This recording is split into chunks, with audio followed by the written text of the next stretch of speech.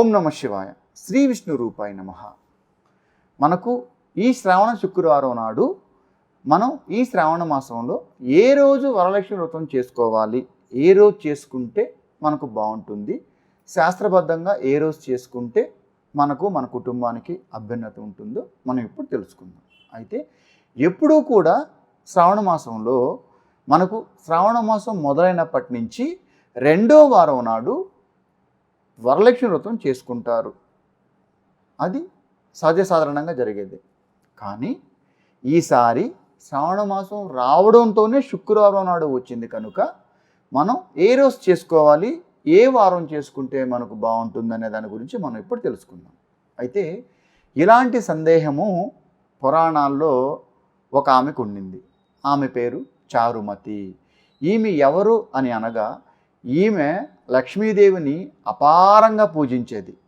లక్ష్మీదేవిని ఆమె ఒకరోజు పూజించి లక్ష్మీదేవి ప్రత్యక్షమైన తర్వాత ఆ చారుమతి అనే ఆ భక్తురాలు సాక్షాత్తు ఆ లక్ష్మీదేవిని అడిగింది, అమ్మా, శ్రావణ మాసంలో ఏ శుక్రవారం నాడు మేము నీ వరలక్ష్మి వ్రతం చేసుకుంటే మాకు బాగుంటుంది, ఏ రోజు చేసుకోవాలి, మాకు సెలవు ఇవ్వండి అమ్మా అని ఆ చారుమతి ఆ లక్ష్మీదేవిని సాక్షాత్తు అడిగినప్పుడు ఆ లక్ష్మీదేవి ఆ చారుమతి అన్న ఆ ప్రియ శిష్యురాలకి ఏమని చెప్పిందంటే, శ్రావణ మాసంలో ఎప్పుడైతే శ్రావణ పౌర్ణమి ఉంటుందో పౌర్ణమికి వచ్చే ముందు శుక్రవారం నాడు నా వరలక్ష్మి వ్రతం చేస్తే మీకు మహా అద్భుతంగా ఉంటుంది అని సాక్షాత్తు ఆ లక్ష్మీదేవే తన ప్రియ శిష్యురాలైన చారుమతీదేవికి సెలవిచ్చింది.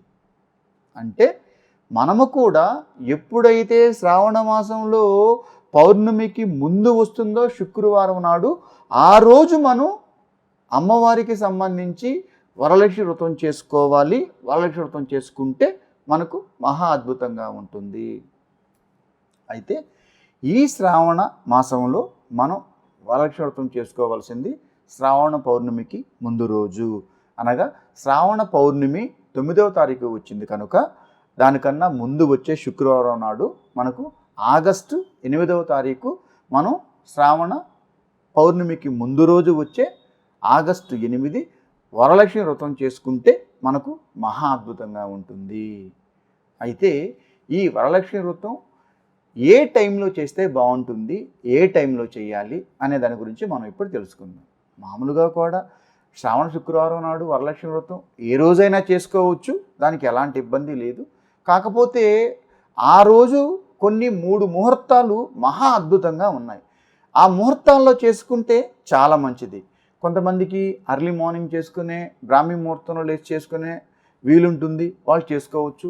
కొంతమంది మధ్యాహ్నం టైంలో చేసుకోవచ్చు.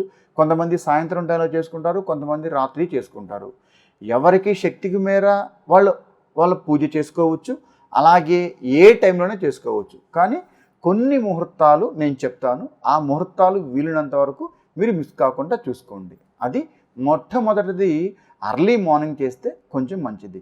పొద్దున్నే మనకు వచ్చిన ముహూర్తం స్థిర లగ్నం 8వ తారీఖు 8వ నెల 6:16 నుంచి 9:12 లోపల మీరు పొద్దున్నే సింహ లగ్నంలో ఈ వరలక్ష్మి వ్రతం చేసుకుంటే మహా అద్భుతంగా ఉంటుంది. ఒకవేళ ఎవరికైనా ఆ టైం కుదరలేదు, ఆ టైంలో మనకు మార్నింగ్ టైం కొంచెం ఇబ్బందికరంగా ఉంది అని అనుకున్నవారు మధ్యాహ్నం స్థిర లగ్నం అనగా వృశ్చిక లగ్నం 1:05 నుంచి 3:33 లోపల సాయంత్రం అంటే మధ్యాహ్నం 1 నుంచి 1:05 నుంచి సాయంత్రం 3:30 లోపల ఈ ముహూర్తంలో స్థిర లగ్నంలో చేసుకోవచ్చు.